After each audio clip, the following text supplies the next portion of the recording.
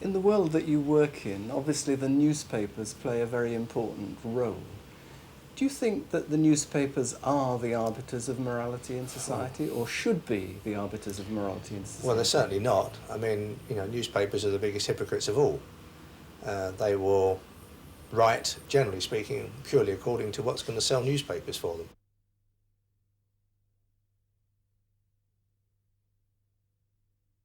I'll give you a good example of that. When I was involved with Mandy Allwood, and I did an exclusive deal with the News of the World, whereupon various other newspapers came out and said how tacky, how disgusting this whole thing was. Those very papers were bidding for the same exclusive story. Now that's typical of what goes on, and of course I know that better than most people. You have to ask yourselves what the press is there for. The press is basically a business. It's there to make money, and you make money by selling more papers at a competitive price than your rivals do. And the way you do that is not particularly by filling the paper with the religious tracts.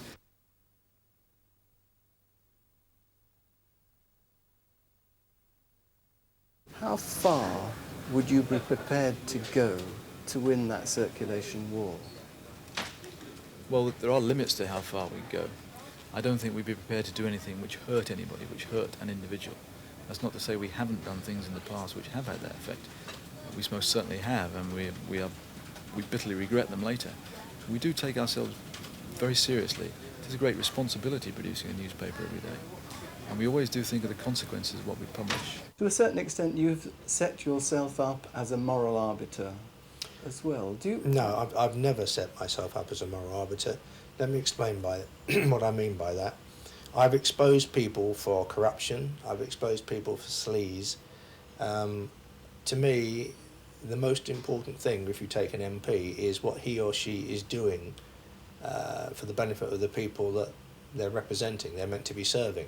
It's the hypocrisy. It's when they're lecturing us about family values while they themselves are practicing totally the opposite. It's a double standards. This is how you should behave, but how I behave is a different matter altogether. Those are the ones that I go for. We know what's going to be good for somebody. We know what's going to be bad for somebody. We know sometimes that a story may be a good story in our sense. People will read it. They'll be amused by it. They'll be outraged by it. But it might have a terrible effect on someone. And very, very often we don't publish stories for that very reason. That we know it's going to really harm somebody. You might flick through the papers of the press and say, well, look at this person here, they're pillorying him, and look at the effect it's had on that man. His business has gone bust, his wife has left him. That's true, we do publish stories like that. For every one we publish, there may well be another 2 or 3 that we don't publish for very sound reasons. Do you ever step back from Fleet Street, from the press, and judge that they are, as it were, appealing to our basest instincts? Well, I think that's a fact of life. But you see, in a country such as ours, you have a choice.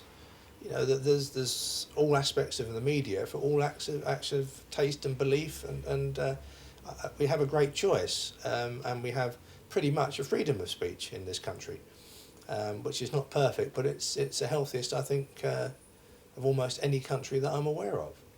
So I think I see the media for what it really is. And good, bad and indifferent, like all other aspects of life. What would you say to somebody who said, no, you are simply catering towards the basest appetites of people in order to sell the newspaper? Well, yes, that's true to an extent, but we don't do it at all costs. That's the mistake people make. They think that we have to do it day after day after day, which we don't. Every now and again, we will publish something which possibly does pander to people's base instinct. Not every single day. And there will always be a tremendous amount of heart-searching in the office. The editor will spend many, many hours agonising over tiny little details of a story, right up to the last minute before the paper's printed. He'd be taking words out, altering bits here and there, toning things down, making sure that we're just not going that step too far. Could you give us an example of a story that you did run that you had to think long and hard about before you did it? A lot of the stories about the royal family cause a lot of heart-searching because of the effect that they would have on Prince William and Prince Harry. A lot of the stories about the troubles between Diana and Charles immediately before the divorce, we thought very long and hard about those. Having said that, you will know that we've published page after page after page for week after week after week about the royal marriage. But a lot of that was very, very much toned down. A lot of things we knew we never published because of the effect they would have on the children. Isn't it an example of that you will break boundaries if it sells newspapers, and that did sell newspapers? It did sell newspapers, but the reason for doing it wasn't just to sell newspapers. We also did genuinely feel it was in the public interest, that people had a right to know exactly what was going on. A lot of public money was involved.